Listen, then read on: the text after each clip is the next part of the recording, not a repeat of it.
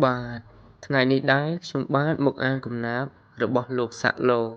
ដែលបកប្រែជាភាសាខ្មែរបាទឥឡូវខ្ញុំអានហើយ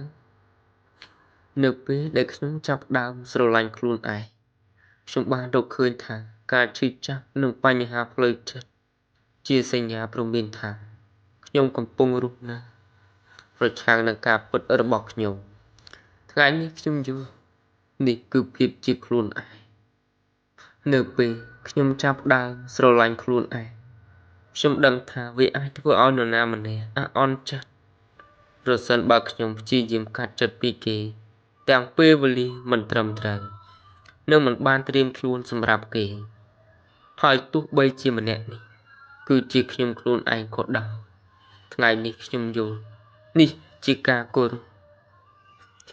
នៅពេលខ្ញុំចាប់ផ្ដើមស្រឡាញ់ខ្លួនឯងខ្ញុំឈប់ចង់បានជីវិតដូចអ្នកផ្សេងហើយខ្ញុំអាចមើលឃើញអ្វីៗទាំងអស់ដែលនៅជុំវិញខ្ញុំសុទ្ធតែអាចឲ្យខ្ញុំរីកចម្រើនថ្ងៃនេះខ្ញុំហៅថាភាពចាស់ទុំនៅពេលខ្ញុំចាប់ផ្ដើមស្រឡាញ់ខ្លួនឯងខ្ញុំយល់ថាទោះក្នុងកលៈទេសៈណាក៏ដោយខ្ញុំនៅកន្លែងត្រឹមត្រូវពេលវេលាត្រឹមត្រូវហើយអ្វីៗកើតឡើងក្នុងពេលដ៏ត្រឹមត្រូវដូច្នេះខ្ញុំអាចស្ងប់ចិត្តថ្ងៃនេះខ្ញុំហៅថាទំនុកចិត្តលើខ្លួនឯងនៅពេលខ្ញុំចាប់ផ្ដើមស្រឡាញ់ខ្លួនឯងខ្ញុំឈប់លួចពេលវេលាផ្ទាល់ខ្លួនហើយខ្ញុំឈប់រៀបគម្រោងធំៗសម្រាប់អនាគត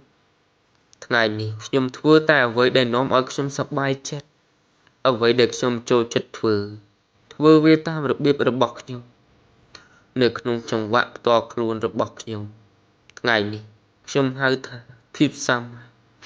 នៅពេលដែលខ្ញុំចាប់ផ្ដើមស្រឡាញ់ខ្លួនឯង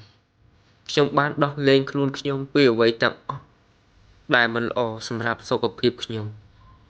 អាហារមនុស្សរបស់ស្ថានភាពនិងអ្វីគ្រប់យ៉ាងដែលទាញខ្ញុំចុះខ្ញុំនឹងដកខ្លួនចេញដំបូងឡើយខ្ញុំហៅទង្វើនេះថាដើម្បីមានសុខភាពល្អ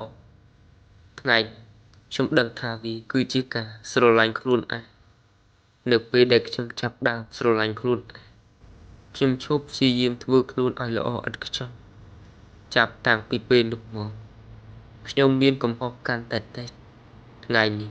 ខ្ញុំបានរកឃើញថានោះជាភាពសមរម្យនៅពេលខ្ញុំចាប់ផ្ដើមស្រឡាញ់ខ្លួនឯងខ្ញុំបានមិនបន្តរស់នៅក្នុងអតីតកាលនិងព្រួយបារម្ភអំពីអនាគត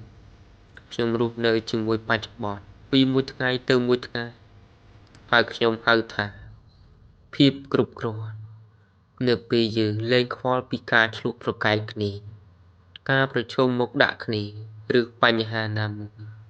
ជាមួយខ្លួនយើងឬអ្នកដទៃឬសូម្បីតែផ្កាយធ្លាក់បុកគ្នាពិភពលោកថ្មីបានកើតឡើងយើងលែងភ័យខ្លាចថ្ងៃនេះខ្ញុំដឹងថានេះជាជីវិត